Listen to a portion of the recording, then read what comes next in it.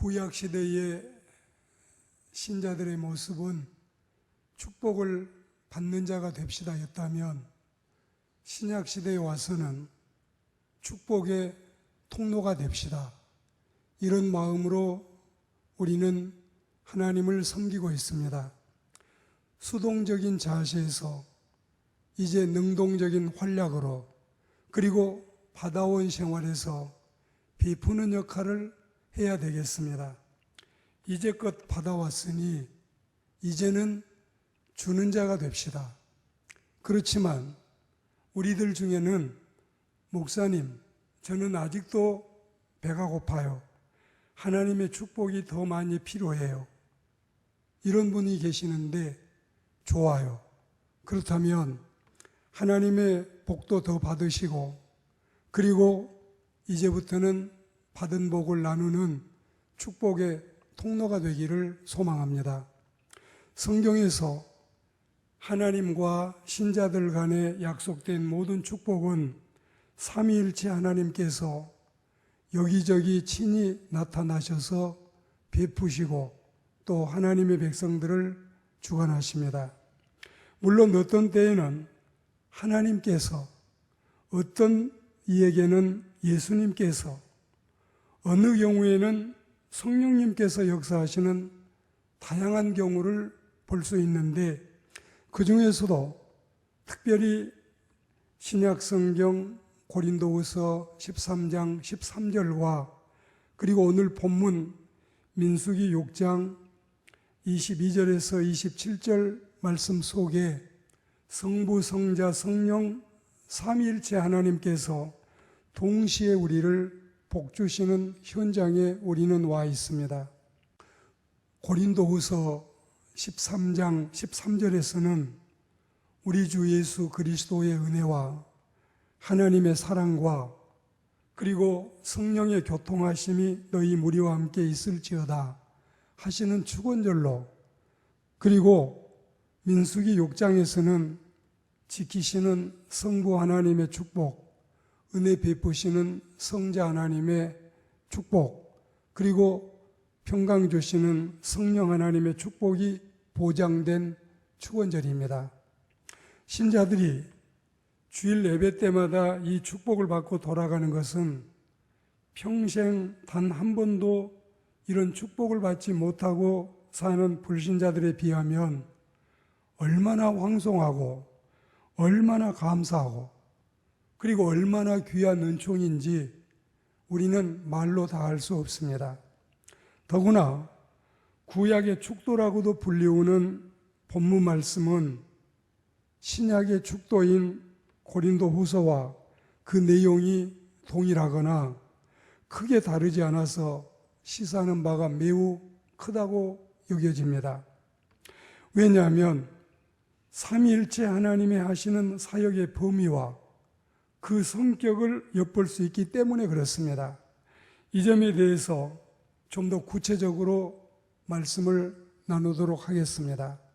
첫째로, 성부 하나님 여호와는 우리를 지키시는 축복을 내리십니다.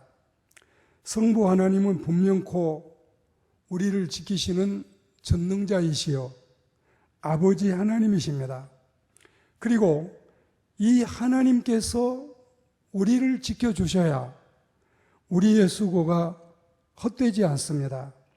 하나님께서 우리를 지키시되, 첫째는 시간적으로 지금부터 영원까지 지키시고, 둘째는 범위적으로 우리의 육체와 그리고 우리의 영혼을 통틀어 지키시고, 셋째로 방법적으로 주무시거나 졸지 않고 지키신다. 그래야 그 지켜주심이 우리에게 가장 안전하고 형통하고 복될 것은 자명한 사실입니다.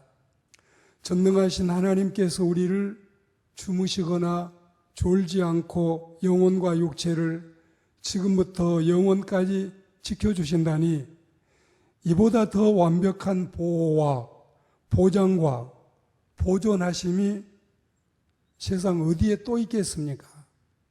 참으로 감사한 일이요, 그리고 귀한 일이 아닐 수 없습니다. 참으로 복된 일이요 안심될 일이 아닐 수 없습니다. 특별히 이 악한 세대로부터서 악의 오염에 빠지거나 또 죄악에 물들지 않고 악에 침노당하지 않는 이 은혜를 허락하신다면 얼마나 감사한 일입니까? 이를 위해서도 예수님은 요한복음 17장 15절에서 기도하셨습니다. 우리가 하나님 나라에서 영화에 이르기까지 세상에서도 지속적으로 성화될 수 있도록 세상 풍파와 거센 파도에서도 지켜주시고 여러 가지 유혹과 시험과 올무에서도 지키시고 함정과 상함과 해함에서 지키심을 받는 이 은총, 우리 모두의 일생에 함께하는 성부 하나님의 복이 되기를 주의 이름으로 축복합니다. 두 번째는 성자 예수님 여호와는 우리에게 은혜 베푸시는 복을 주십니다. 신약의 축원절에서는 성자 예수님의 은혜 베푸심이 서두에 나와 있을 만큼 예수님의 은혜는 우리에게, 이 나그네 인생을 살아가는 우리에게 낮에 이 해가 상하지 못하게, 밤에 달이 해치지 못하게, 그리고 구름 기둥과 불 기둥으로 인도하시는 이 은혜를 누려야 구원을 얻고 승리의 생활을 할 수 있기 때문에 그렇습니다. 특별히 은혜 베푸시는 방법을 보니까 주님의 인자하신 얼굴로 우리에게 비추사 은혜 베푸시기를 원한다고 했습니다. 그 얼굴을 비치시는 것은 호의를 베풀어 주시는 하나님의 은총을 의미합니다. 어머니가 그 자녀를 사랑할 때 웃음을 띤 얼굴로 인자하게 다가옵니다. 예수님의 얼굴에는 하나님의 영광을 아는 성스러운 빛이 있습니다. 예수님이 그 얼굴로 베드로를 향하실 때 베드로는 회개의 눈물을 흘렸습니다. 예수님이 그 얼굴로 스데반을 향하실 때 스데반은 기꺼이 순교의 제물이 되었습니다. 그러므로 주의 백성이 제일 괴로울 때는 주님의 얼굴이 자기를 외면하는 것처럼 보일 때 그러합니다.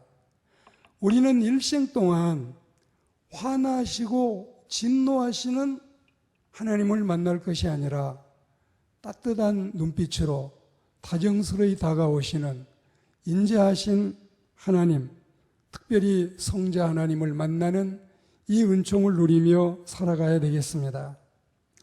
시편 13편 1절 말씀해 보시면 여호와여 어느 때까지니까 나를 영영히 잊으시나이까 주의 얼굴을 나에게서 언제까지 숨기시겠나이까. 이 한탄의 탄식 같은 애절한 기도는 주님 얼굴을 못 보고서 할 수 없을 것 같아서 은혜의 주님 얼굴을 뵙자고 하는 애절한 간구가 아니고 무엇이겠습니까? 오늘 우리는 성부 하나님의 지키시는 축복, 성자 예수님의 은혜 베푸시는 축복, 그리고 세 번째로 이어서 성령 보혜사 여호와께서 우리에게 평강 주심을 누리며 살아가는 복 있는 그리스도인들이 되기를 소망합니다. 부활하신 주님은 이런 평강의 복을 우리에게 약속하고 가셨습니다. 그리고 지금도 성령님은 이 평강의 복을 우리에게 지속적으로 허락하고 계십니다.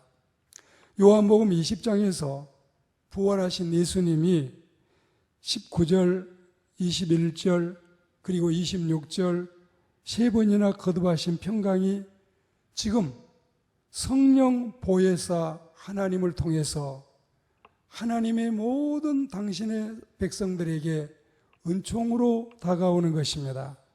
특별히 평강은 하나님 나라의 3요소 중에 하나입니다. 로마서 14장 17절 말씀에 이르기를 하나님의 나라는 오직 성령 안에서 의와 평강과 희락이라. 먹고 마시는 것이 아니라 성령 안에서 의와 평강과 희락이라고 말씀하십니다. 그렇습니다. 평강은 천상에서나 지상에서나 신자들에게 참으로 소중한 것인데, 그것이 있을 때라야 우리는 기쁨과 행복을 누릴 수 있지만, 그것이 없으면, 다시 말해서 이 평강이 없으면 죄에 눌리고 세상에 지고 사탄에게 억압받고, 이런 우리가 기대하지 않고 바라지 않는 피폐된 삶으로 떨어지게 되는 것입니다. 더구나 신령한 평강은 태평무사한 심리적인 상태가 아니라 환난 중에도 신앙으로 즐거워할 수 있는 영웅적인 자세가 아닐 수 없습니다. 주 성령께서 우리에게 평안과 평강을 주시니 근심도 말고 두려워하지도 말고 오직 담대한 마음을 가지고 살아야 되겠습니다. 오늘 하나님의 말씀 결론을 드리겠습니다. 삼위 하나님의 지키심의 은혜와 평강 주심은 하나님의 종들을 통해서 전달된다고 말씀했습니다.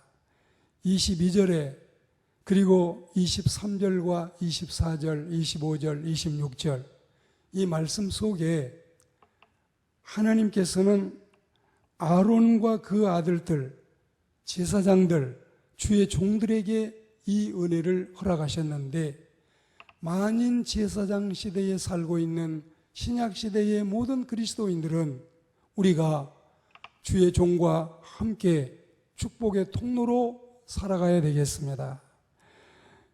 지금까지 들은 말씀의 내용이 하나님의 종들, 제사장들과 사제들에게만 국한되었다 생각하지 마시고, 이제는 아브라함에게 하나님이 약속하신 것처럼 너가 저주하는 모든 자에게 내가 저주하지만 너가 축복하는 모든 자에게 네가 복을 내리겠다 하신 말씀처럼, 하나님의 백성들이여, 주님의 택하신 거룩한 하늘나라 백성들이여, 이 하나님의 오묘하신 섭리를 기억해서 하나님께서 당신의 백성들에게 내리고자 하는 모든 은총을 우리를 통해서 허락하신다는 사실을 기억해야 되겠습니다.